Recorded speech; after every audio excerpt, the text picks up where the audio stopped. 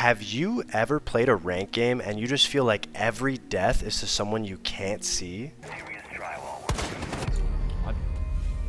Well, it's not because your game's bugged, but don't worry. Today, we're going to give you guys an exclusive look on Pro League settings that all the pros use. My name is FoxA, and I've been a pro player for 8 years, and I'm currently playing for Oxygen Esports. So don't worry, you're in good hands. The first place we're going to start is in the accessibility tab of the settings. You're instantly going to want to turn screen shake off. It's an amazing setting that's been added to the game, I want to say within the last year. Some people don't understand the impact of screen shake. You know, you could be holding a perfect angle and an ash charge or a grenade, anything on the other side of the map could blow up, and it could just shake your screen so harshly. It's not moving your reticle, but it's messing with your eyes so bad that you might die to somebody swinging the corner, and it's not what you want to happen. Immediately turn it off, get that out of the way. Now, right under it, you might see something that's a little weird. This is something that I do specifically.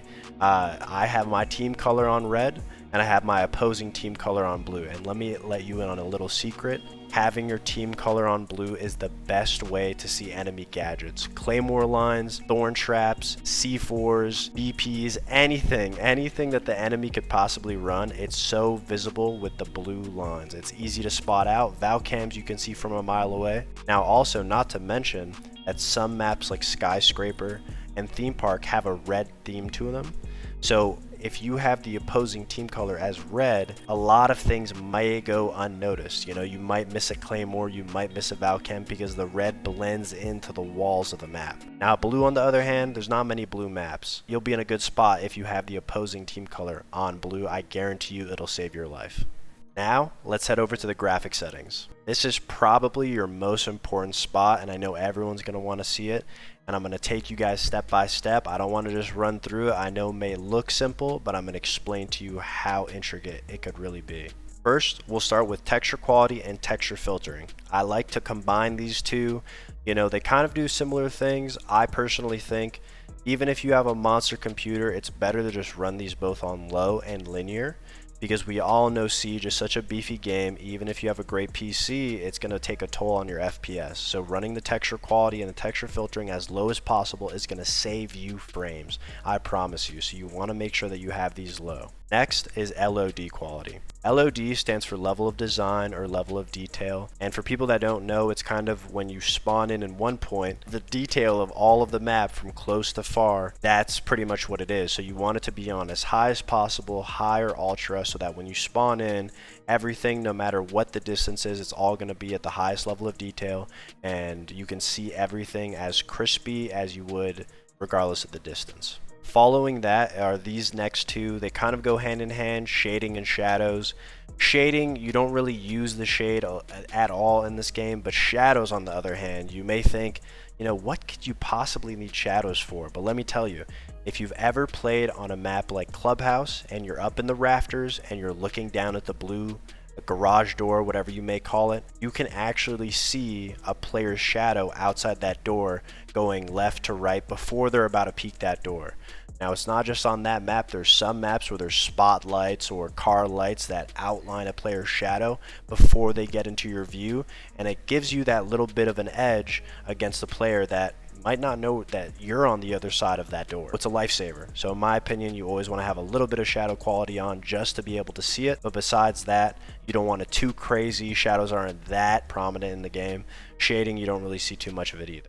Now, once you get past the shadow quality, you're going to see a theme here. Everything's low or off. All of these extra little things are just going to suck your frames dry. It's not going to help. It's not going to do anything beneficial, especially things like lens effects or zoom in depth of field. Nobody wants to have zoom in depth of field. Imagine aiming in on your hollow or your 1.5 and it blurs out everything on the sides. That's terrible. No one wants to run that. So you're going to keep everything under shadows to low to off, all the way down to the bottom, just to keep it clean. And finally, we're going to get to the more specific side of things. We're going to get to your aspect ratio, your sensitivity, your field of view.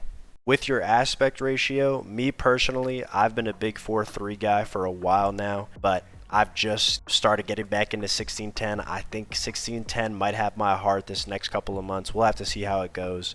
Aside from that, it's all preference. If you like the more stretch reses, I would go with 4:3, 3:2.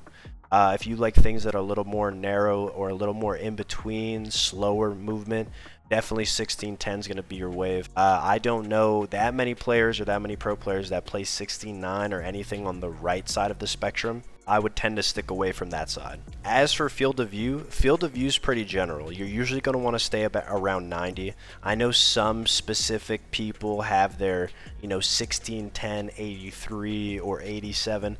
All that's preference. I think if you stay around 90, it's a lot easier to get your sense down and a comfortable aspect ratio when you're not messing with the field of view too much.